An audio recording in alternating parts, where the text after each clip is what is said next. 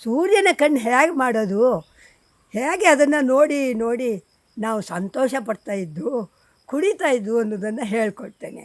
ಮೊದಲು ಕೈ ಎರಡನ್ನು ಹೀಗೆ ಇಟ್ಕೊಳ್ಳಿ, ಮತ್ತು ಮಧ್ಯದ 2 ಬೆರಳುಗಳನ್ನು ಹೀಗೆ ಮಡಿಸಿ, ಆಯಿತಾ? ಮತ್ತು ಇದನ್ನು ತಗೊಂಡು ಹೋಗಿ ಇದಕ್ಕೆ ಮುಟ್ಟಿಸಿ ಕಡಿ, ಹೀಗೆ ಹಿಡಿದು ಅಬ್ಬೊಬ್ಬೊ ಏನು ಮಾಡಬೇಕು ಹೇಳಿ, ಇಕ್ಕೊಳ್ಳಿ. ಹೆಬ್ಬೆರಳಿನಿಂದ ಈ ಮಧ್ಯದ ಬೆರಳನ್ನು ಸಿಕ್ಕಿಕೊಳ್ಳಿ.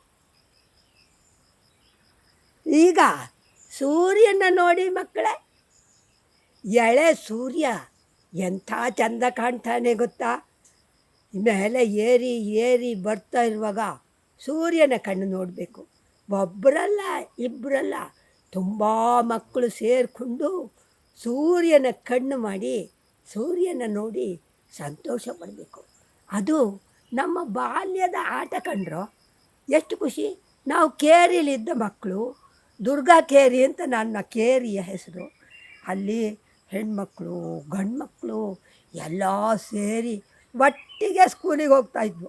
ಮಧ್ಯದಲ್ಲಿ ಇಂಥದ್ದೆಲ್ಲ ಆಟ. ಆಲದ ಮರದ ಇದ್ದರೆ ಅದರ ಬೀಡುಗಳಿರ್ತಾವಲ್ಲ ಕೆಳಗೆ ಬಗ್ಗಿಕೊಂಡು, ಅದಕ್ಕೆ ಜೋತು ಹಿಡಿದು ಜೋತಾಡೋದು.